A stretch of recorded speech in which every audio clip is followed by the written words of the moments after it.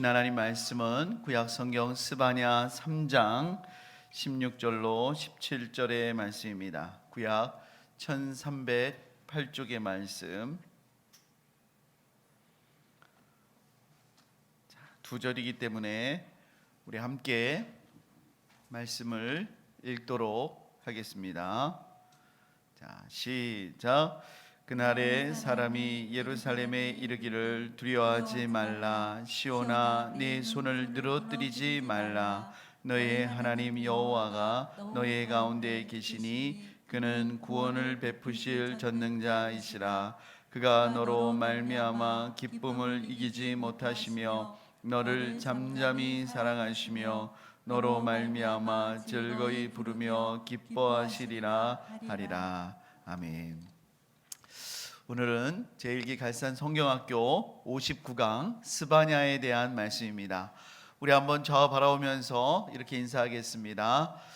오늘 하나님 말씀 잘 읽으셨습니까? 자, 시작.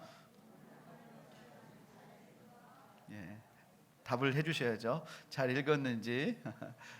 다 잘 읽으셨죠? 이제 우리 구약이 얼마 남지 않았습니다. 2월이면은 구약이 끝날 것 같아요. 참 오랜 시간 동안 우리가 이렇게 창세기부터 쭉 보아오고 있는데 참 수고 많으셨고요. 우리가 하나님의 말씀으로 사시기를 주님의 이름으로 축복합니다. 이 스바냐서는요 총 3장으로 되어 있습니다. 짧은 성경이죠. 이 스바냐서의 가장 중요한 개념을 꼽자면 여호와의 날, 또 주의 날이라고도 합니다. 같은 건데요, 이게 가장 중요해요. 이 여호와의 날, 주의 날이라고 하는 관점을 가지고 이 스바냐서는 크게 두 부분으로 나뉠 수가 있습니다. 1장부터 3장 8절까지는 이 주의 날을 가지고 주의 날에 임할 심판이고, 또 3장 9절부터 마지막 20절까지는 똑같은 주의 날인데 그 주의 날에 임할 구원에 대해서 우리가 살펴볼 수가 있어요. 그러니까 그 여호와의 날에, 그 주님의 날에 어떤 사람은 심판을 당하고 어떤 사람은 그날에 비로소 구원을 받는 거예요. 그날에 우는 사람, 통곡하는 사람이 있고 그날에 진짜로 기뻐하는 사람이 있다라는 것입니다. 자, 이게 바로 이 여호와의 날이 이 스바냐서의 아주 중요한 핵심 개념입니다.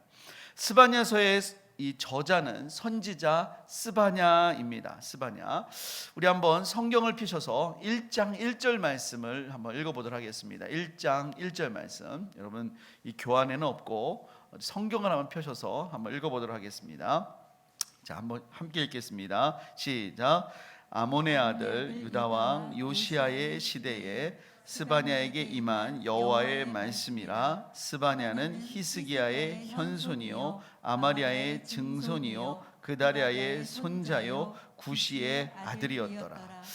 보통 이렇게 선지자에 대해서 소개가 나오는 게 일반적이기는 하지만 스바냐처럼 고조 할아버지까지 소개가 된 적은 없습니다. 스바냐가 유일해요. 근데 왜 이렇게 소개가 됐냐면 이 고조 할아버지가 바로 히스기야 왕이기 때문에 그렇습니다. 바꿔 말하면 스바냐는 왕족입니다. 그러니까 왕이 되진 않았지만 이 왕의 혈통을 가진 사람이 이 스바냐입니다. 그리고 이 1장 1절에 보면 스바냐가 활동했던 시대에는 요시야 왕 시대라고 그랬습니다. 그러니까 스바냐가 요시야 왕 시대 때 왕족이기 때문에 왕궁도 자유롭게 들어다니면서 하나님 말씀을 전했으면 알 수 있어요. 그래서 지금 그것까지 하나하나 보진 않겠지만 이 스바냐서 곳곳을 보면 스바냐가 이 왕궁과 예루살렘의 지리에 헌했다는 것을 알 수가 있는 그런 증거들이 나옵니다.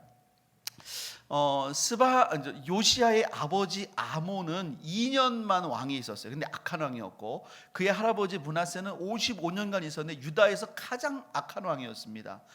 악한 아버지, 악한 할아버지 밑에 유다에서 다윗 왕 이래로 가장 신실한 요시야 왕이 나왔어요. 요시야 왕이 8세의 왕이 됐거든요. 근데 8세의 왕이 돼서 16세부터 하나님을 찾기 시작해요. 그리고 20세에는 이제 신앙의 개혁을 일으키기 시작해요. 어떻게 그가 그럴 수 있었을까? 아마 그 중간에 신학자들은 이 스바냐의 영향을 받았을 거라고 봅니다. 스바냐 선지자가 같은 이제 먼 친척이긴 하지만 이 같은 한 계열로서 왕궁에 들어다니면서 이 왕궁 안에서 메시지를 전했어요. 특별히 여호와의 날에 대한 메시지를 전하면서 그 메시지를 들었던 어린 요시야, 10대의 요시야, 그가 16세 됐을 때는 하나님에 대한 마음을 결단하고 하나님을 찾기 시작했다라는 것입니다. 이 스바냐의 이름의 뜻은 여호와께서 숨기신다라는 거예요. 근데 이 이름의 뜻이 범상치가 않아요. 왜냐하면 이 여호와의 날이 있는데 이 여호와의 날에 구원을 받았다라고 하는 것은 뭐냐면, 우리 한번 2장 3절을 좀 이따도 읽겠지만 한번 미리 한번 보겠습니다. 한번 성경을 보시죠. 2장 3절. 자, 우리 한번 다 같이 한번 읽어볼까요? 2장 3절 시작. 여호와의 규례를 지키는 세상의 모든 겸손한 자들아, 너희는 여호와를 찾으며 공의와 겸손을 구하라. 너희가 혹시 여호와의 분노의 날에 숨김을 얻으리라.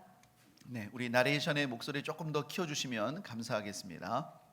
네, 여호와의 규례를 지키는 세상의 모든 겸손한 자들아, 너희가 여호와를 찾으며 공의와 겸손을 구하라. 그리하면 너희가 여호와의 분노의 날에 숨김을 얻을 것이다.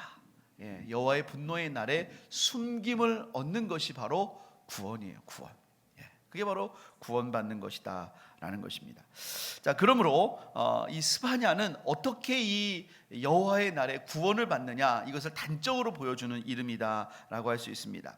자, 이 구조를 중심으로 오늘 스바냐서를 간단하게 살펴보도록 하겠습니다. 먼저 이 주의 날에 임할 심판에 대한 말씀인데요. 1장부터 2장 3절, 그러니까 이제 1장부터 3장 8절이 주의 날에 임할 심판인데, 1장부터 2장 3절은 주로 유다의 멸망에 대해서 말씀하고 있어요. 그리고 그 이유는 이제 열방에 대한 그런 심판에 대해서 말씀하고 있는데, 이 스바냐서는 다른 선지서하고 좀 차이가 있습니다. 예를 들어서 이사야나 예레미야, 뭐 하박국 이런 선지서들도 다 유다의 심판과 멸망을 말씀하고 있어요. 그런데 그렇게 말씀만 하는 게 아니라 이렇게 유다를 멸망시킬 하나님의 심판의 그 도구가 무엇인지까지도 말씀을 합니다. 그게 여러분 누굴까요? 유다가 어떤 나라에 의해서 멸망을 했죠? 혹시 여러분 기억나십니까? 바로 시작하는데요. 바벨론이죠. 예. 여러분들이 기억이 안 날수록 저는 너무나 기쁩니다. 기쁘기로 마음을 바꿨어요. 그래야 제가 계속 설명할 수 있기 때문입니다. 유다는 주전 586년에 바벨론에 의해서 멸망을 했어요. 심판을 당했어요. 근데 스바냐서는 유다야, 너가 멸망당할 거다, 멸망당할 거다, 이거를 아주 강조하지만 어디에 의해서 멸망당할지는 말씀을 안 해요. 왜 안 하냐? 두 가지 이유가 있는데, 하나는 너희를 멸망시키는 게 사실은 바벨론이 아니라 하나님이심을 강조하는 것입니다. 혹시라도 이 바벨론에 의해서 멸망된다, 그래서 바벨론을 두려워하는 것이 아니라 하나님의 진노 앞에 두려워하라 라는 것이 첫 번째고, 두 번째는 뭐냐면, 이 스바냐서는 단순히 유다의 심판만을 말하는 게 아니라 유다의 심판을 넘어서서 정말 최종적인 인류의 심판까지도 보여주는 말씀이기 때문에 그래요. 자, 이 종말론적인 심판을 말씀한다는 것을 뭐를 보면 알 수 있느냐? 우리 한번 1장 2절 말씀 한번 읽어보겠습니다. 1장 2절 말씀. 자, 시작. 여호와께서 이르시되 내가 땅 위에서 모든 것을 진멸하리라. 예, 유다가 멸망될 때 땅 위에서 모든 게 진멸되지는 않았거든요. 근데 하나님께서 그 여호와의 날에 땅 위에서 모든 것을 진멸한대요. 근데 구체적으로 뭐를 진멸하느냐? 우리 한번 3절 말씀 읽어보겠습니다. 3절 시작. 내가 사람과 짐승을 진멸하고 공중의 새와 바다의 고기와 거치게 하는 것과 악인들을 아울러 진멸할 것이니라. 내가 사람을 땅 위에서 멸절하리라. 나 여호와의 말이니라. 네, 여기서 하나님이 뭘 진멸하냐면 사람과 짐승과 등등등등을 진멸해요.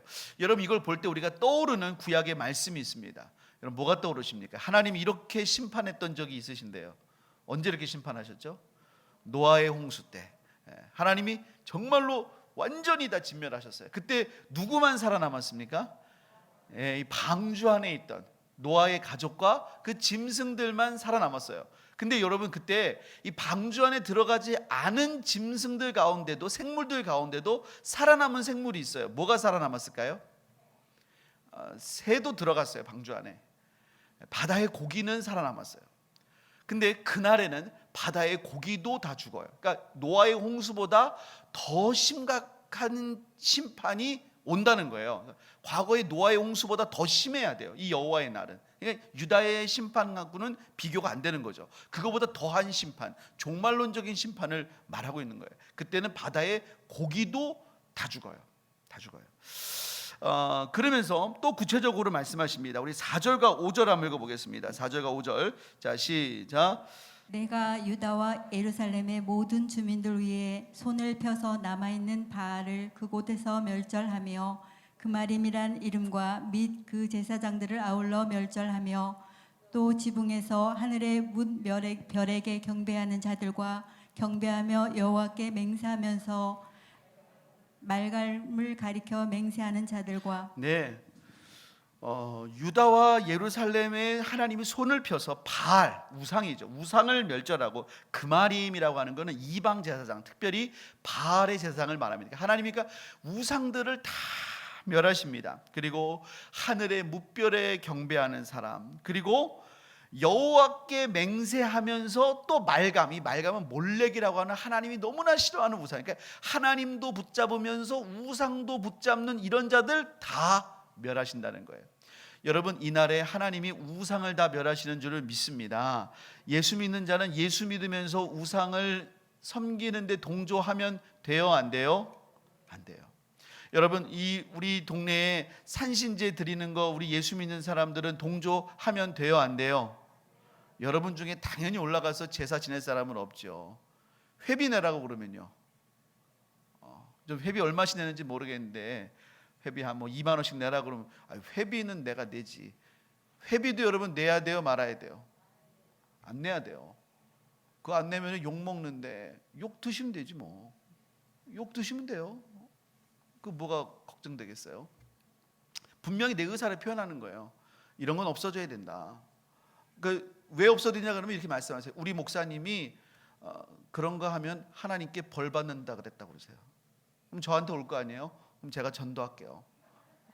그렇게 말씀하세요. 우리 목사님이 그런 거 하면 하나님께 벌 받는다 그랬다고 그러세요. 그렇게 분명히 말씀하세요. 이거 녹화되고 있죠? 분명히 말씀하세요. 그거 하면 하나님께 벌 받아요.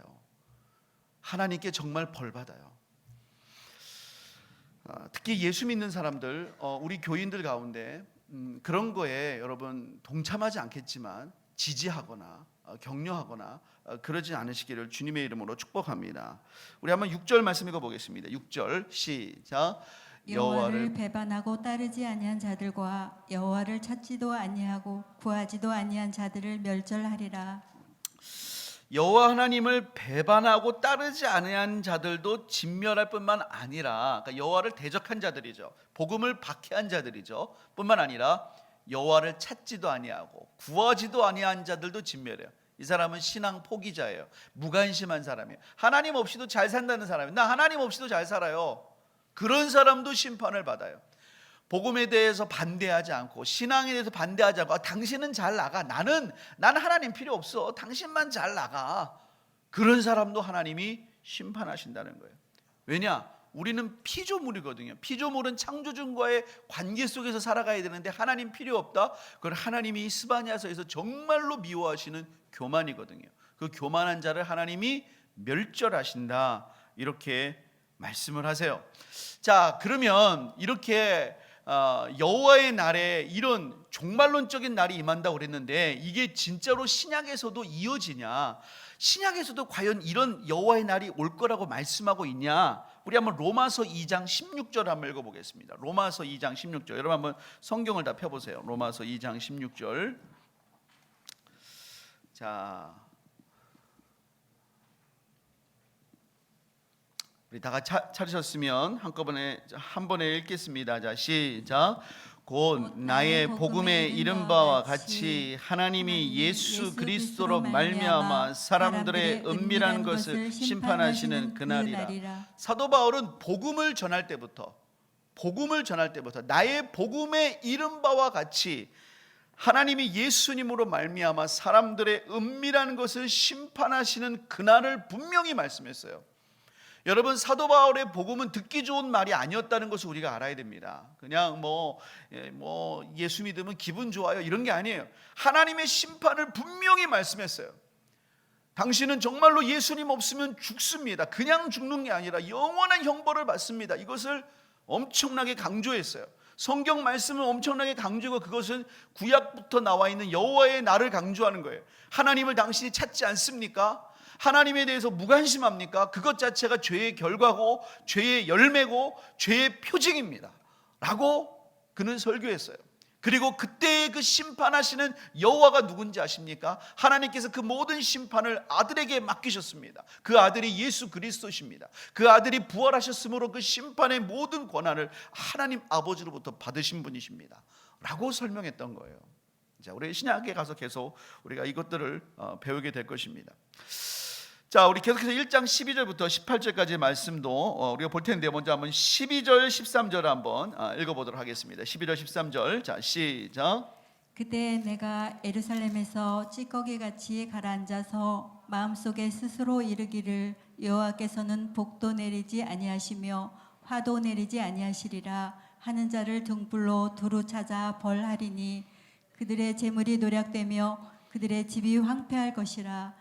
그들이 집을 건축하나 거기에 살지 못하며 포도원을 가꾸나 그 포도주를 마시지 못하리라. 예, 이 12절 말씀을 메시지 성경으로도 거기다 하나 번역해서 올려드렸습니다. 우리 한번 메시지 성경으로 다 같이 한번 읽어보겠습니다. 시작. 심판날 나는 예루살렘의 모든 구석과 복도를 샅샅이 훑을 것이다. 속 편하게 앉아서 자기만 편히 즐기고 살찌고 게으른 자들, 하나님은 아무 일도 하지 않으신다. 좋은 일도 나쁜 일도 하지 않으신다. 그분은 참견도 하지 않으신다. 우리도 그렇다고 말하는 자들을 벌할 것이다. 예, 하나님이 뭘 하셔? 하나님은 복도 안 내리시고 화도 안 내리셔. 뭐 우리가 어떻게 한다고 하나님 뭐 어떻게 하실 것 같아? 여러분, 하나님이 인내와 자비와 긍휼로 참으시고 기다리시고 회개할 기회를 주신데, 그것을 가지고 하나님 우리 삶에 아무것도 안 하시는데 나 지난주에 내가 보기에 죄를 행했는데 하나님 벌 안 내리시더만 자, 이러면서 은근히 교만하고 은근히 자만한 그 자들, 하나님이 등불을 들고 샅샅이 다니면서 그 심판날에 그들을 벌하신다고 말씀하십니다. 14절부터 16절 말씀을 읽겠습니다. 시작. 여호와의 큰 날이 가깝도다. 가깝고도 빠르도다. 여호와의 날의 소리로다. 용사가 거기서 심히 슬피 우는도다. 그날은 분노의 날이요 환난과 고통의 날이요 황폐와 패망의 날이요 캄캄하고 어두운 날이요 구름과 흑암의 날이요 나팔을 불어 경고하며 견고한 성읍들을 치며 높은 망대를 치는 날이로다. 이 여호와의 날이라고 하는 게 구약 성경에서 어떻게 등장하게 됐을까요? 이 여호와의 날은 처음에는요, 이스라엘 백성들이 너무나 사모하는 날이었어요. 왜냐하면 하나님께서 이스라엘의 원수들을 멸하시는 날이었습니다. 예를 들면 하나님께서 여리고성을 면하시는 거예요. 그 40년 동안 광야를 돌다가 드디어 이제 하나님께서 가나안 땅을 들어가라 하면서 이제 그 땅을 주신다는 거예요. 그러면서 그 날 하나님께서 멸하신대요. 한 바퀴 돌고 한 바퀴 돌고 그렇게 일주일 돌다가 마지막 7일째는 7바퀴를 돌고 외쳤을 때 그게 다 무너졌습니다. 그때 여러분, 여리고 성 안에 있던 사람들의 마음은 어땠을까요? 그 안에 있던 라합의 말을 빌자면 그들은 간담이 녹은 상태였습니다. 이 이스라엘 백성들이 요단강을 넘어올 때부터 그들은 간담이 녹고 정신을 잃었어요. 그러니까 그들은 그 여호와의 백성이 온다는 것 때문에 사시나무 떨듯 해가지고 그 성을 그냥 조용히 도는데도 어느 누구도 공격할 생각을 못하는 거예요. 그러다가 정말로 다 무너졌어요. 그러니까 여호와의 날은 이스라엘 백성들에게는 승리의 날, 기쁨의 날, 이거는 취하는 날, 너무 좋은 날이에요. 그런데 문제는 뭐냐면, 이 이스라엘 백성들이 가나안 땅에 살고 정착을 하면서 이들이 가나안 사람과 똑같은 죄를 범하기 시작해요. 그러면서 이제는 하나님이 그 유다 백성들을 심판하시는 거예요. 이전에 가나안 백성들을 이스라엘 백성을 통해 심판했던 것처럼 이제 똑같이 가나안 백성이 돼버린 이 유다 백성들을 하나님이 다른 민족을 가지고 심판하는 거예요. 그러니까 이제 여호와의 날은 어떤 날이냐? 이제는 너희에게 좋은 날이 아니라는 거예요. 이제 너희에게는 그날은 심판의 날이고 두려운 날이고 분노의 날이고 환난과 고통과 황폐가 패망의 날이에요. 그럼 그날에 구원받는 자는 뭐냐? 그날의 그 고통 속에서, 그 심판 속에서 하나님의 숨기심을 받는 자들이 있어요. 남은 자들이에요. 그날은, 그 사람은 하나님의 구원을 받는 자들이다 라는 것이에요.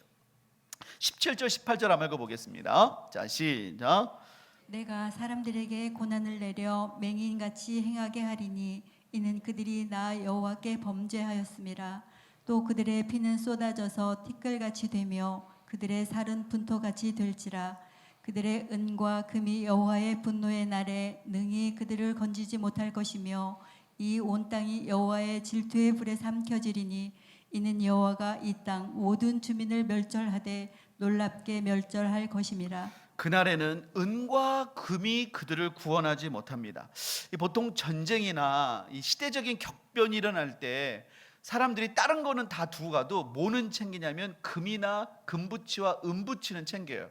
왜냐하면 이게 나라가 바뀌고 그러면은 화폐 가치는, 이게 화폐가 달라질 수 있지만 금이나 은은 계속 영속적인 가치가 있잖아요. 그런데 금이나 은이 더 이상 가치가 없어요. 그러니까 이거 완전히 종말론적인 심판을, 최종적인 심판을 말씀하고 있는 것입니다. 자, 그렇다면 이 심판을 앞둔 이 세대는 어떻게 하나님 앞에 나아가야 될까요? 그걸 우리 2장 1절부터 3절에 하나님이 말씀하십니다. 자, 2장 1절부터 3절 다 같이 한번 읽어보겠습니다. 시작.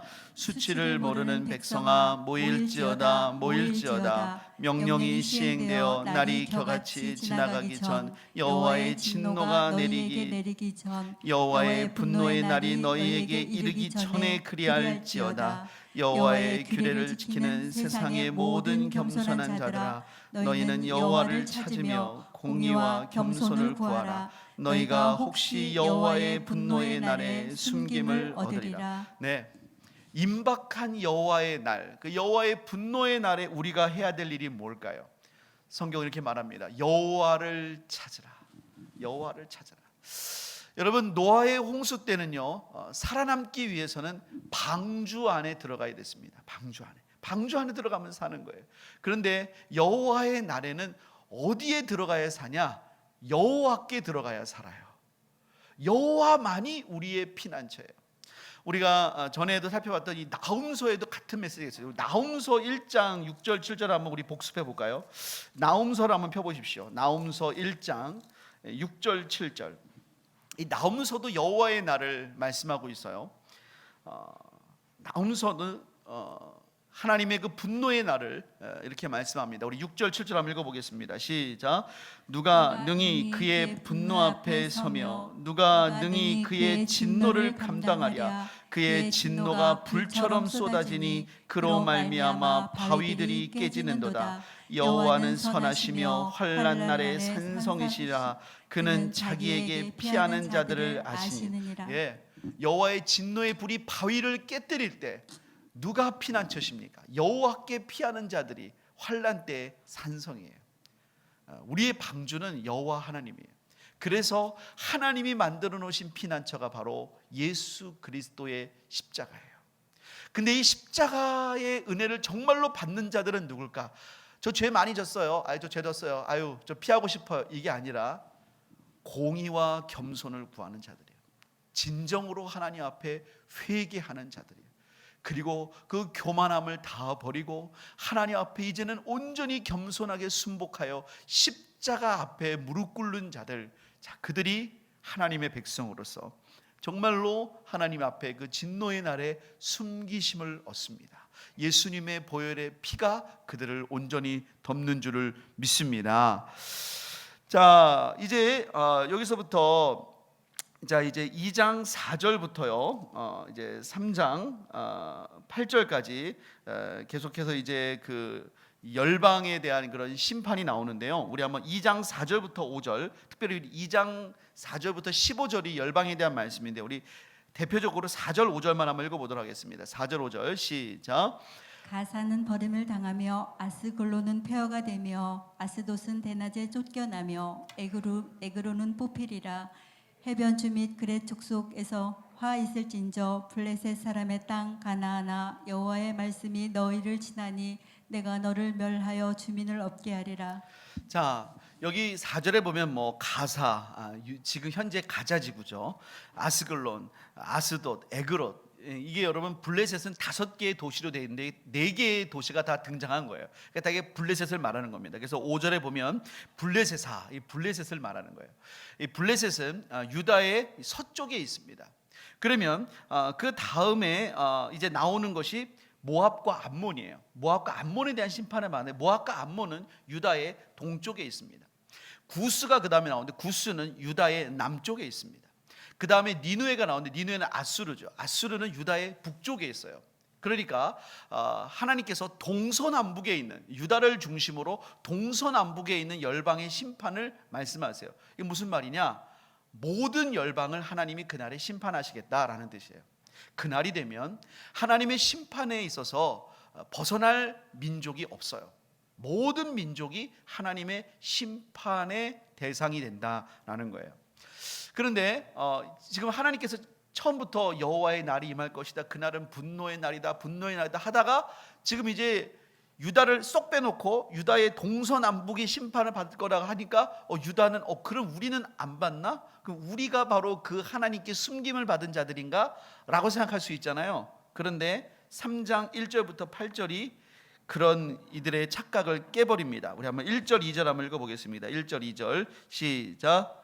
배역하고 더러운 곳 포악한 그 성읍이 화 있을진저 그가 명령을 듣지 아니하며 교훈을 받지 아니하며 여호와를 의뢰하지 아니하며 자기 하나님에게 가까이 나아가지 아니하였도다. 하나님은 그 진노의 날에 분명히 숨겨주시는 사람이 있는데 그들은 그냥 혈통적인 유대인들이 아니에요. 왜냐하면 3장 1절부터 8절에 하나님께서 유대인에 대한 심판을 정확하게 말씀하십니다. 자, 하나님은 이 유대 예루살렘을 뭐라고 1절에 말씀하냐면 패역하고 더러운 것, 포악한 그 성읍이 화가 있다고 말씀하세요. 그러면서 2절을 보니까 그는 명령을 듣지 않았어요. 여러분, 이 유대 예루살렘은 이방 민족과 다른 게 있었습니다. 그들은 하나님의 명령을 받은 백성이었어요. 또 하나님의 교훈을 받은 백성이었어요. 그러나 들었지만 거기에 순종하지 않아요. 명령을 받았지만 그 명령대로 살지 않아요. 그리고 그들은 여호와를 알아요. 하지만 신뢰하지 않아요. 그리고 자기 하나님을 섬기도록 부름받았지만 그 하나님께 가까이 나아가지 않는 정말로 큰 죄를 범하고 있는 민족인 것입니다. 그렇다면 왜 이렇게 유다 예루살렘이 이런 은혜를 받았는데, 이런 율법과 은혜를 받았는데 왜 이렇게 됐을까? 가장 큰 이유는 지도자 때문입니다. 우리 3절과 4절을 읽어보겠습니다. 3절과 4절 자 시작.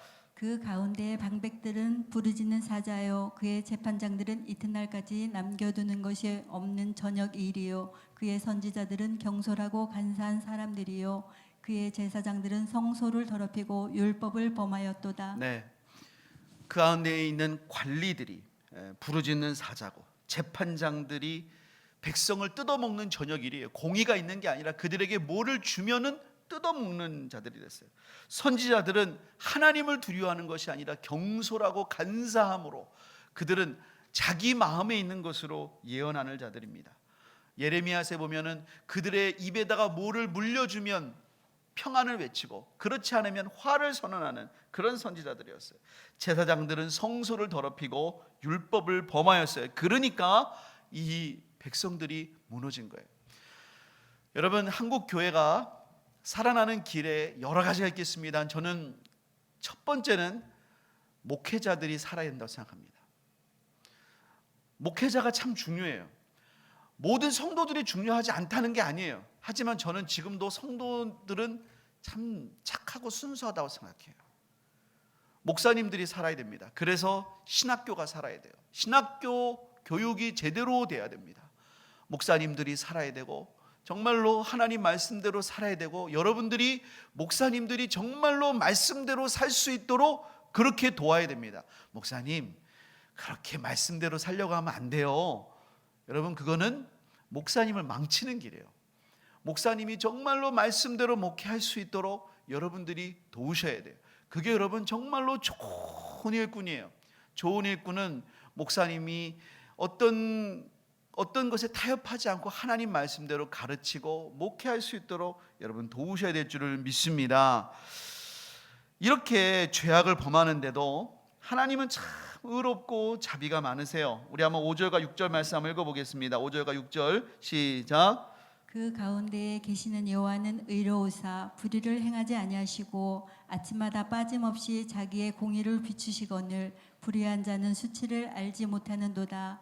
내가 여러 나라를 끊어 버렸으므로 그들의 망대가 파괴되었고 내가 그들의 거리를 비게 하여 지나는 자가 없게 하였으므로 그들의 모든 성읍이 황폐하며 사람이 없으며 거주할 자가 없게 되었느니라. 그렇게 죄를 범하는 성임에도 불구하고 하나님께서는 정말로 의로우시고 선하셔서 공의를 비추신다. 이게 무슨 말이냐면 하나님께서는 그래도 날마다 해를 비추시고 비를 주셨다는 거예요. 그들을 그래도 하나님께서 그렇게 불쌍히 여기셨어요. 그런데 그들이 그 사랑을 몰라요. 사랑을 모르니까 하나님께서 여러 가지로 깨닫게 하십니다. 6절을 보니까 하나님이 여러 나라를 끊어버리고 망대를 파괴하고 저렇게 하나님이 심판하는 다른 나라를 보여주셨습니다. 그런데도 그들이 깨닫지를 못해요. 하나님이 사랑을 주셔도 깨닫지 못하고 하나님이 심판의 예를 보여주셔도 깨닫지를 못합니다. 7절과 8절 읽어보겠습니다. 시작. 내가 이르기를 너는 오직 나를 경외하고 교훈을 받으라. 그리하면 내가 형벌을 내리기로 정하기는 하였지만 너희 거처가 끊어지지 아니하리라 하였으나 그들이 부지런히 그들의 모든 행위를 더럽게 하였느니라. 나 여호와가 말하노라. 그러므로 내가 일어나 벌할 날까지 너희는 나를 기다리라. 내가 뜻을 정하고 나의 분노와 모든 진노를 쏟으려고 여러 나라를 소집하여 왕국들을 모으리라. 온 땅이 나의 질투의 불에 소멸되리라. 여러분 7절을 보세요. 그래도 하나님은 너가 나를 경외하고 내가 형벌을 내리기로 결정했지만 그래도 너희가 돌아오면은 하나님이 궁유를 베풀려고 하는 것이 하나님의 마음이었어요. 근데 그들이 부지런히 그들의 모든 행위를 더럽게 했다는, 부지런히 하나님께 돌아오는 게 아니라 부지런히 죄를 졌다는 거예요. 이 부지런이라는 말이 원문으로 보면 아침 일찍이 죄를 졌다는 거예요. 그래서 하나님이 진노하기로 정말로 작정을 하셨다는 거예요. 너 그러면 혼나? 너 그러면 정말 혼나? 그러면 혼나. 그래도 진짜 혼내고 싶은 게 마음이 아니잖아요. 부모의 마음이 아니잖아요. 부모의 마음은 혼내지 않고 잘하기 원하잖아요. 그런데 정말로 곁길로 가니까 하나님이 매를 들 수밖에 없었다라는 것이에요. 이렇게 여러분 3장 8절까지요. 주의 날에 임할 심판이 이렇게 무섭게 나옵니다. 그런데요, 참 놀라운 게 3장 9절부터 갑자기 반전이 돼요. 주의 날에 임할 구원으로 갑자기 반전이 돼요. 이게 참 선지서에 나오는 이런 부분들이 여러 군데에 있어요. 하나님의 말씀이 갑자기 확 반전이 되는 거예요. 자, 우리 한번 9절부터 13절은요 회개에 대한 약속인데요, 하나님이 어떻게 약속하시는지 제가 한 절 여러분이 한 절 이렇게 교독하겠습니다. 일단 9절 10절만 한번 교독하겠습니다. 그때에 내가 여러 백성의 입술을 깨끗하게 하여 그들이 다 여호와의 이름을 부르며 한 가지로 나를 섬기게 하리니 내게 구하는 백성들 곧 내가 흩은 자의 딸이 구스강 건너편에서부터 예물을 가지고 와서 내게 바칠지라. 하나님께서 회개의 심령을 부으세요. 그런데요, 그거는 이제 그냥 혈통적인 유다 백성들이 아니라 여러 백성의 입술이에요. 만 백성 가운데 정말로 하나님께서 이제는 회개하는 자들을 부르세요. 그들이 여호와의 이름을 부릅니다. 로마서 10장 보면은 주의 이름, 예수의 이름을 부르는 자는 구원받는다고 그랬잖아요. 정말로 이제는 정말 예수 그리스도의 이름을 회개하고 부르는 자들을 구원받는 그런 하나님의 은혜를 베푸신다는 거예요. 그래서 먼 나라에서부터 하나님께 나와 예물을 드리는 거예요. 하나님 앞에 온전한 제사를 드리는 자들이 저 이스라엘이 아니라 온 곳에서 일어나기 시작합니다. 여러분, 그래서 지금 우리도 이곳에서 지금 하나님을 예배하게 되는 줄을 믿습니다. 우리 자체가 이 말씀의 성취예요. 여러분, 스바냐 3장 9절과 10절의 성취가 지금 우리 가운데 일어나고 있는 줄을 믿습니다. 하나님 말씀 살아계신 줄을 믿습니다. 11절 말씀 읽어보겠습니다. 11절 시작. 그날에 내가 내게 범죄한 모든 행위로 말미암아 수치를 당하지 아니할 것은 그때에 내가 내 가운데서 교만하여 자랑하는 자들을 제거하여 내가 나의 성산에서 다시는 교만하지 않게 할 것임이라. 하나님께서 네가 내게 범죄한 모든 행위로 수치를 당하지 않게 하실 것이다. 무슨 말입니까? 하나님이 완전한 용서를 약속하세요. 내가 이제 너로 하여금 완전한 용서를 허락할 거다. 그런데 여러분, 이 용서는 정말로 교만하지 않고 자랑하지 않는, 교만과 자랑을 완전히 제거하신다고 그래서 철저히 하나님 앞에 회개하고 겸손한 자들이 받는 그런 용서의 은혜입니다. 자, 12절 13절을 한번 읽어보겠습니다. 시작. 내가 곤고하고 가난한 백성을 네 가운데 남겨두리니 그들이 여호와의 이름을 의탁하여 보호를 받을지라. 이스라엘의 남은 자는 악을 행하지 아니하며 거짓을 말하지 아니하며 입에 거짓된 혀가 없으며 먹고 누울지라도 그들을 두렵게 할 자가 없으리라.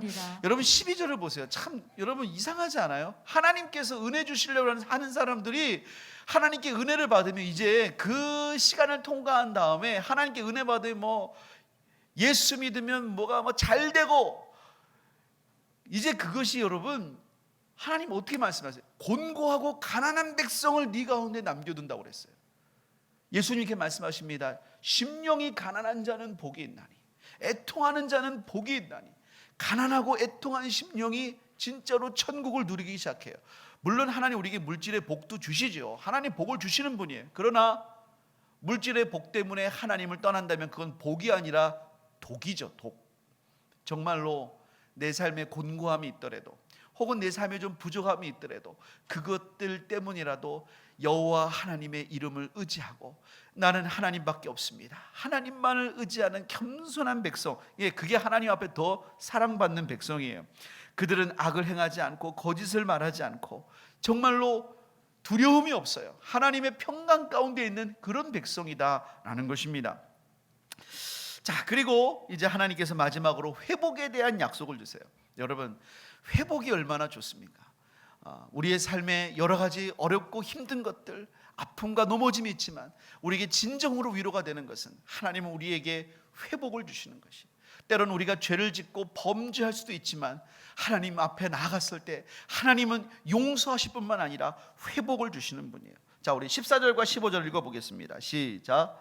시온에 따라 노래할지어다. 이스라엘아 기쁘게 부를지어다. 예루살렘 따라 전심으로 기뻐하며 즐거워할지어다. 여호와가 내 형벌을 제거하였고 내 원수를 쫓아냈으며 이스라엘 왕 여호와가 내 가운데 계시니 내가 다시는 화를 당할까 두려워하지 아니할 것이라. 자, 이 시온은 여러분 예루살렘을 말해요. 이 시온의 딸, 예루살렘의 딸, 이들이 기뻐하라고 그랬습니다. 근데 여러분 이들은 혈통적인 유대인들이 아니에요. 왜냐하면 이들이 얻는 그 은혜는 예수님 안에서 주시는 은혜를 예표하고 있기 때문에 그렇습니다. 여호와가 내 형벌을 제거하고 내 원수를 쫓아내고 이스라엘 왕 여호와가 네 가운데 계신다. 여러분 이게 다 뭐를 통해서 이루어졌어요? 예수님을 통해 이루어졌어요. 예수님의 십자가로 말미암아 우리의 죄가 용서받고 마귀의 머리통이 깨지고 여러분 성령으로 말미암아 예수님이 우리 안에 날마다 동행하시는 줄을 믿습니다. 이게 여러분 그러니까 정말 영적인 이스라엘, 참된 시온의 백성인 우리에게 주신 약속의 말씀이에요. 그러므로 우린 여러분 이제 손을 늘어뜨리지 말아야 돼요. 여러분 절대로 낙심하지 마시기를 주님의 이름으로 축복합니다. 우리 16절 17절 읽어보겠습니다. 시작. 그날에 사람이 예루살렘에 이르기를 두려워하지 말라. 시온아 내 손을 떨어뜨리지 말라. 너희 하나님 여호와가 너희 가운데 계시니 그는 구원을 베푸실 전능자이시라. 그가 너로 말미암아 기쁨을 이기지 못하시며 너를 잠잠히 사랑하시며 너로 말미암아 즐거이 부르며 기뻐하시리라 하리라. 여러분 이제 손을 늘어뜨리지 마시기를 바랍니다. 우리 안에 계신 하나님이 우리를 잠잠히 바라보시며 즐거워하십니다. 여러분서 스바냐 3장 17절에 별명이 있어요. 구약의 요한복음 3장 16절이라는 거예요. 하나님께서 우리의 죄를 용서하셨기 때문에 우리에게 참된 구원을 주신다는 거예요. 18절은 이렇게 말씀합니다. 내가 절기로 말미암아 근심하는 자들을 모으리니 그들은 내게 속한 자라. 그들에게 지워진 짐이 치욕이 되었느니라. 이게 지금 뭐를 말하는지 정확하지가 않는데 이 뜻은 이런 거예요. 자, 무슨 뜻이냐면요, 예루살렘에 남아있는 자들은 더 이상 과거에 고민했던 문제들로 인해서 고통을 받지 않을 것이다. 하나님께서 그들에게 고통을 주는 모든 요소를 제거하여 주실 것이다 라는 거예요. 자, 절기가 어떤 사람에게는 근심이 됐어요. 하나님을 절기하는 것마저도 근심이 될 만큼 고통 가운데 있었던 자들, 그러나 그들의 그 고통을 하나님이 해결하십니다.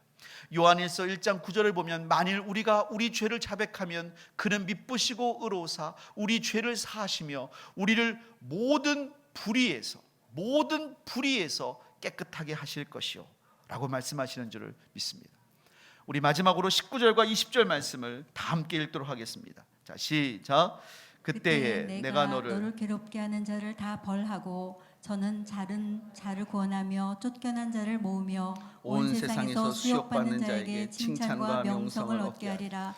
내가 그때 너희를 이끌고 그때 너희를 모을지라. 내가 너희 목전에서 너희의 사로잡힘을 돌이킬 때에 너희에게 천하 만민 가운데서 명성과 칭찬을 얻게 하리라. 여호와의 말이니라.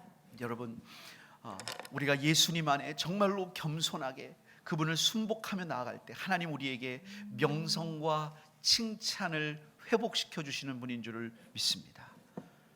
하나님은 이 땅에서도 그렇게 하실 것이요, 우리가 주님 앞에 갔을 때 진정으로 명성과 칭찬을 주실 것입니다. 그런 은혜를 우리가 다 누렸으면 좋겠습니다. 여러분, 교재에 우리가 아는 복음송 하나가 있습니다. 너의 하나님 여호와가. 우리 시간 좀 같이 좀 찬양을 불렀으면 좋겠습니다.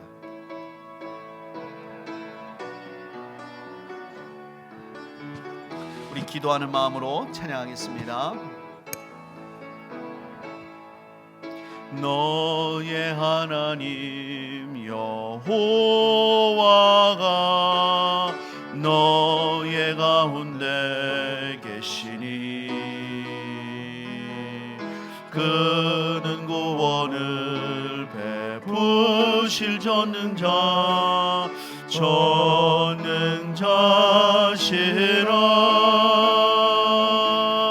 그가 너로 인하여 기쁨을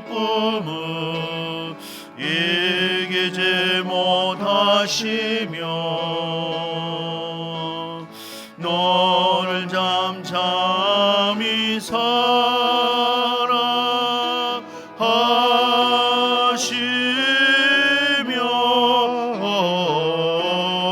즐거이 부르며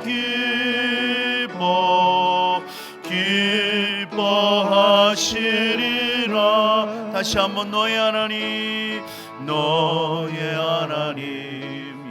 여호와가 너의 가운데 계시니 그는 구원을 베푸실 전능자시라.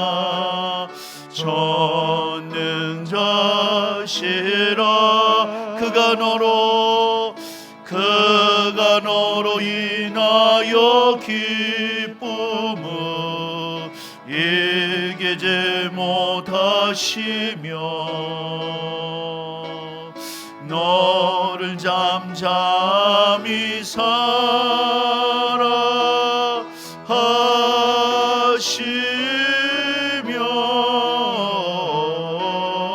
즐거이 부르며 기뻐하시리라. 즐거이 부르며 기뻐하시리라.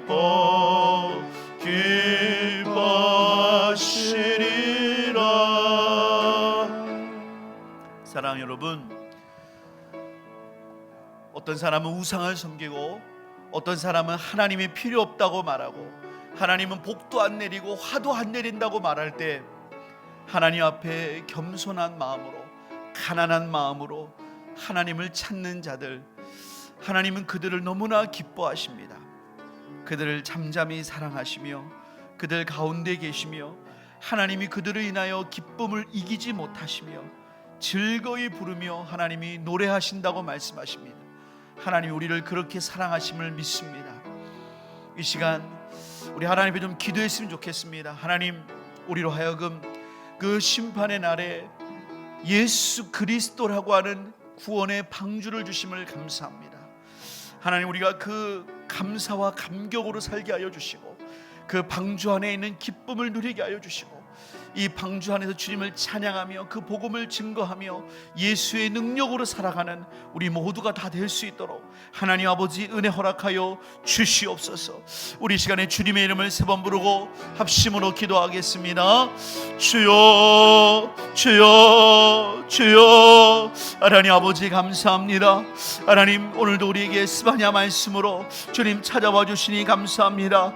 하나님, 여호와의 날, 하나님 주의 날, 하나님 그날은 심판의 날이요, 분노의 날이요, 환난의 날이요, 너무나 두렵고 떨리는 날이지만 우리 안에 예수님으로 말미암아 하나님 앞에 그 진노의 날 앞에 숨기심을 얻고 오히려 보호하심을 얻고 잠잠히 하나님이 사랑하시며 우리를 인하여 기뻐하시며 즐거이 부르며 노래하시는 하나님 그 은혜를 받게 하시니 감사합니다. 하나님이 우리의 피난처가 되시고 십자가가 우리의 능력이 되고 자랑이 되고 의로움이 되게 하시니 주여 감사합니다.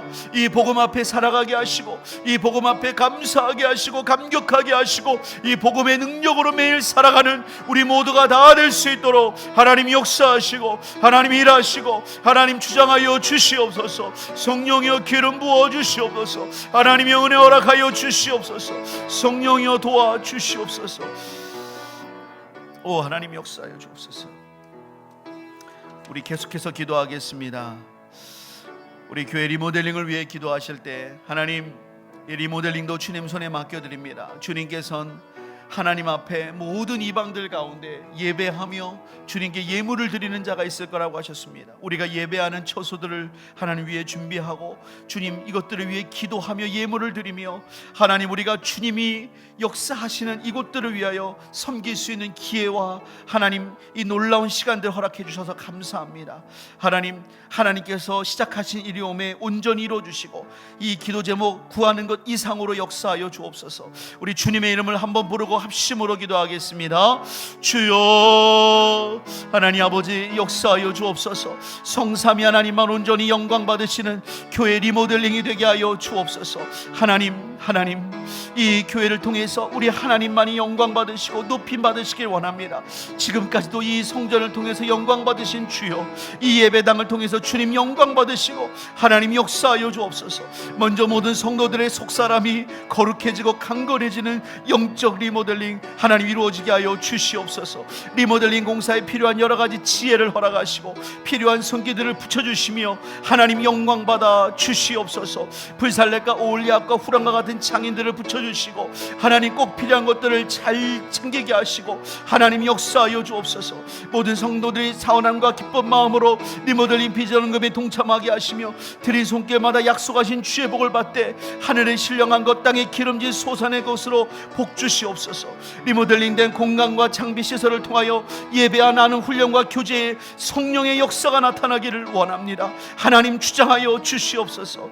하나님께서 모든 공사를 친히 주관하셔서 안전하게 되기를 원합니다. 하나님 형통케 되기를 원합니다. 성도들과 주변에 덕이 되기를 원합니다. 하나님 도와주시옵소서. 리모델링 공사를 통하여 모든 성도가 예수 그리스도 안에 온전히 사랑으로 연합하고 하나 되고 상합할 수 있도록 주님 도와주시옵소서. 우리가 주님 안에 큰 교회를 이뤄가게 하여 주옵소서. 이 사역을 방해하는 악한 세력의 권세는 예수의 이름으로 떠나갈지어다. 예수의 이름으로 떠나갈지어다. 하나님 역사하여 주옵소서. 교회 리모델링을 통하여 우리 교회가 갈산과 홍성이 하나님 군대 양성소로 든든히 세워지고 이 충청도와 서해안과 우리나라와 열방을 하나님의 군대로 일으키는 하나님의 교회가 될 수 있도록 주님 역사하여 주시옵소서. 오 하나님 역사하여 주옵소서. 하나님 감사합니다. 하나님 주의 말씀을 듣고 하나님 기도하고 교회를 위해 기도하게 하시니 감사합니다. 하나님, 우리가 주님이 기뻐하시는 주님의 날개 아래 피하는 그런 복된 백성 되게 하시니 감사합니다. 그런 하나님 백성이 다 되도록 주여 은혜 허락하여 주시옵소서.